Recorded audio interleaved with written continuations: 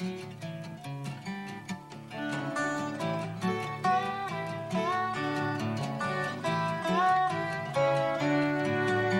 by inch and row by row, gonna make this garden grow.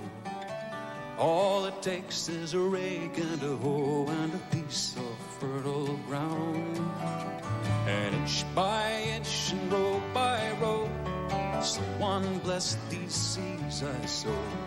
Someone warm them from the cold till the rains come. Thank you, that was a wonderful introduction.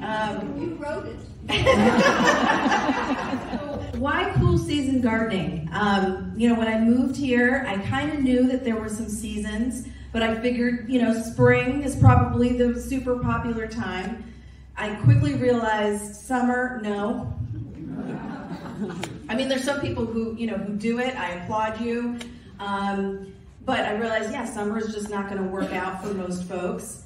And then there was this beautiful fall, and I was like, this is great. This is actually my favorite time to garden, mostly because it's getting cooler and less humid, and the insects, those pests are going away, and it's just pleasant to be outside. And for me, when you can control the amount of water that you're putting in your garden, I feel like you have a little bit more control of what you grow, how it grows. And so many times people, when they garden, it's, they just go all out, buy all the seed, put it all in there, and then realize you got a lot of stuff coming up all at the same time, and what are you gonna do with it, right? So always think about when you're gardening, I always tell people, go with what your favorite is, or what are the things that you really want to do. Our winter sun is different, right? It's gonna come at a different angle. So you really have to understand when you're at your house, looking in your yard, especially with all the trees here in Gainesville too, they cast a lot of shade, and you need to make sure that that winter sun, you're gonna have enough sun for your garden.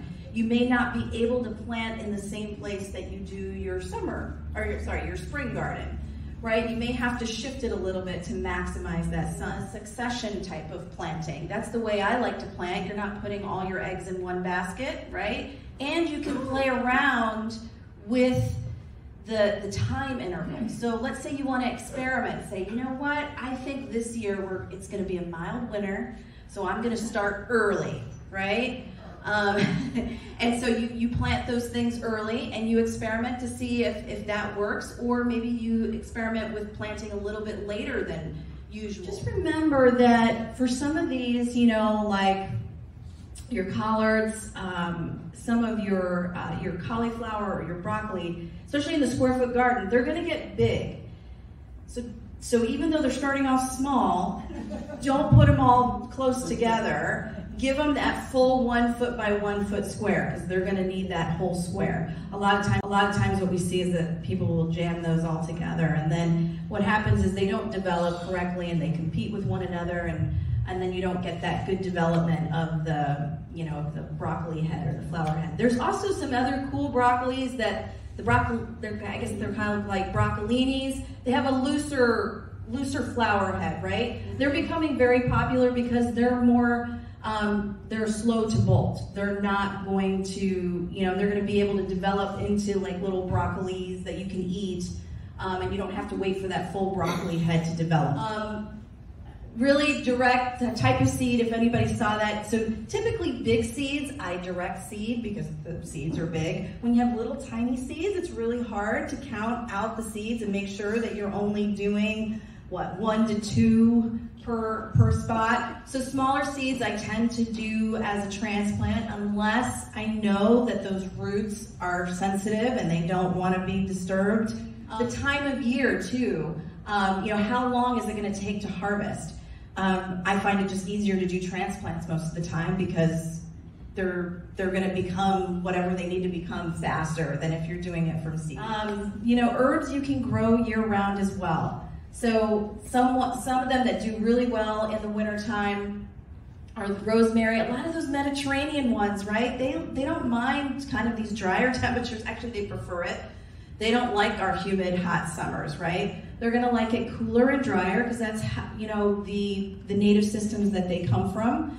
Cilantro does better in the cooler temperatures. It tends to not bolt, whereas in the summer heat, it tends to do that. So, complementing your vegetable garden with herbs is not only a great way to help season whatever you're growing in your garden, but also it's going to attract pollinators and benefits. For those temperature extremes, you can use row covers for frost or those frost sheets.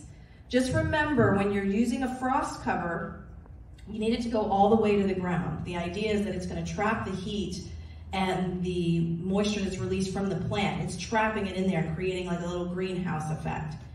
The other thing is you can't leave them on there forever, okay? Because they need light. And what they'll do is they'll start to try and grow, and then they touch the edge of the frost cover that you're putting on there, and then that can also cause issues as well. So cover it for the time that it needs, and then take it off. If you know it's going to get warmer that day, go ahead and take it off. And then you can use shade cloths for the heat. So if you know it's going to be a really hot day, shield those sensitive seedlings. Or you want to contact us at the Extension office. There's my extension information, and it's always a pleasure to talk to other plant lovers. So thank you for having me.